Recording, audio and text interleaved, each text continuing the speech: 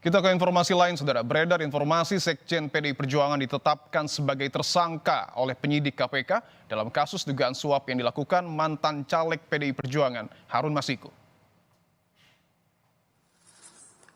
Setelah beredar kabar informasi soal penetapan tersangka Sekjen PDI Perjuangan oleh penyidik KPK, KPK hingga kini belum memberikan keterangan resmi perihal informasi tersebut.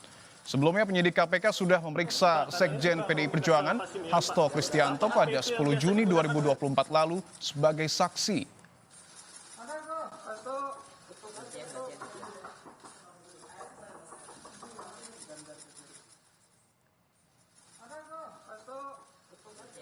Sebelumnya juru bicara PDI Perjuangan Aryo Seno Bagaskoro mengatakan partainya masih menunggu informasi resmi dari KPK terkait kabar penetapan tersangka Sekjen PDI Perjuangan Hasto Kristianto dalam kasus dugaan suap bersama dengan Harun Masiku. Seno mengaku tidak tahu soal bocornya surat pemberitahuan dimulainya penyidikan atau SPDP dari KPK yang berisi penetapan tersangka terhadap Hasto Kristianto. Seno meminta KPK profesional dan memastikan tidak ada titipan politik atau upaya kriminalisasi di balik kasus ini.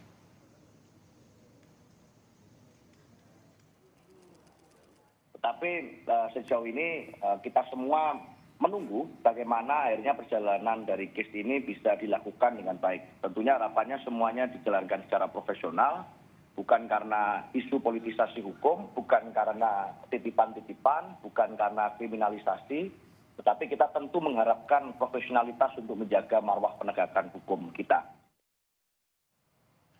Sementara itu, Sekjen PDIP Hasto Kristianto saat ini sedang tidak berada di kediamannya yang berlokasi di Bekasi, Jawa Barat. Namun juru bicara PDI Perjuangan Seno Bagaskoro bilang Hasto ada di Jakarta. Di rumah Hasto hanya terlihat penjagaan rutin yang dilakukan anggota Satgas PDIP. Hasto yang Juni lalu diperiksa KPK terkait kasus suap Harun Masiku belum memberikan pernyataan terkait kabar penetapannya sebagai tersangka oleh KPK. Perkembangan terbaru dari Gedung KPK Jakarta akan disampaikan jurnalis Kompas TV Abel Insani di Gedung KPK RI Jakarta dan Edwin Zan di kantor DPP PDI Perjuangan. Pertama kita ke Abel di KPK terlebih dahulu. Abel, selamat petang. Apa pernyataan terbaru KPK soal keterlibatan Hasto di kasus Harun Masiku ini?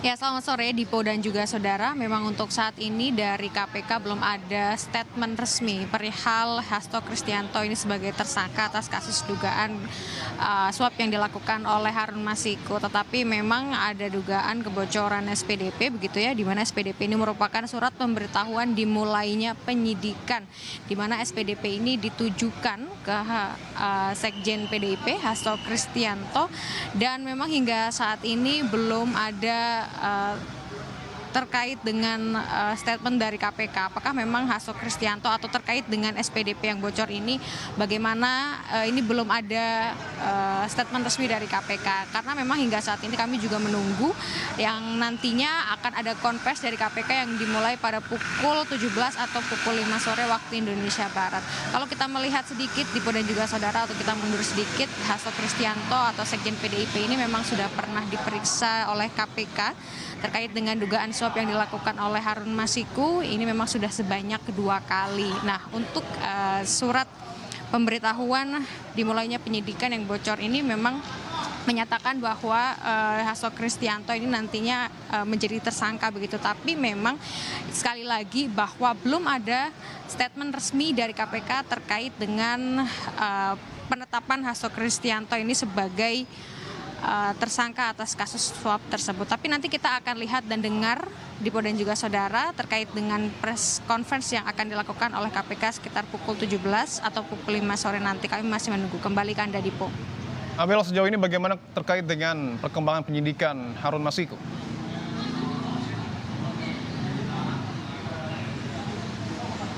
Ya, tentu masih terus digali Dipo dan juga saudara terkait dengan penyelidikan kasus Harun Masiku, karena memang sudah ada beberapa saksi yang dipanggil, termasuk kemarin yang terakhir pada tanggal 18 Desember 2024 ini ada Yasona Lawli yang dipanggil oleh KPK untuk memberikan keterangan terkait pada saat menjabat sebagai Kemenkumham begitu ya. Ia juga mendapat wewenang terkait dengan siapa saja yang bisa masuk dan juga keluar negeri, termasuk siapa saja yang bisa masuk ke dalam negeri. Dan pada saat itu atau pada tahun 2020 Harun Masiku terlihat atau ada di Singapura. Nah, ini juga menjadi pertanyaan pada saat itu oleh KPK kepada Yasona Lawli terkait dengan wewenangnya pada saat menjadi Kemenkumham dan hubungannya dengan jabatannya pada saat itu untuk bisa mengetahui apa benar menyembunyikan ataupun juga ada sangkut pautnya terkait dengan keberadaan Harun Masiku yang pada saat itu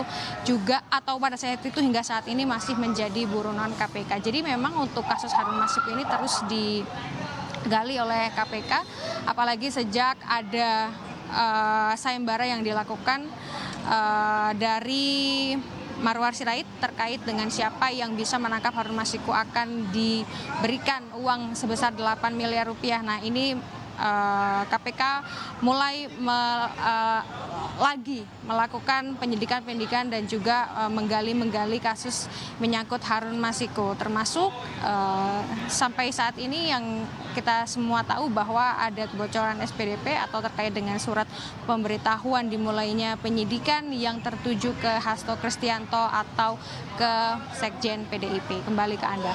Baik, berikutnya kita temui Edwin Zan, jurnalis Kompas TV di kantor DPP PDIP Jakarta. Edwin, selamat petang. Apa sudah ada tanggapan PDI Perjuangan soal rencana segera penyataan KPK terkait kasus Harun Masiku ini, Edwin?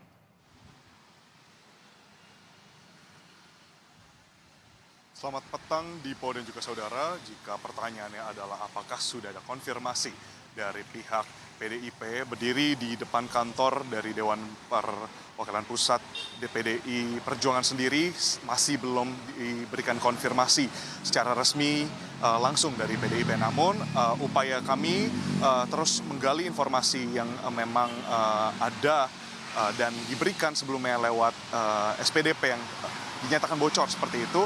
Memang kita melihat dari jawaban juru bicara PDI Perjuangan, yakni di sini Aryo Seno Bagoskoro yang menyatakan bahwa belum ada informasi resmi yang diterima oleh pihak PDI Perjuangan. Nah, di sisi lain, di saat yang bersamaan di sini dari Seno sendiri juga meminta untuk kinerja dari lembaga anti rasuah KPK dapat bekerja secara profesional.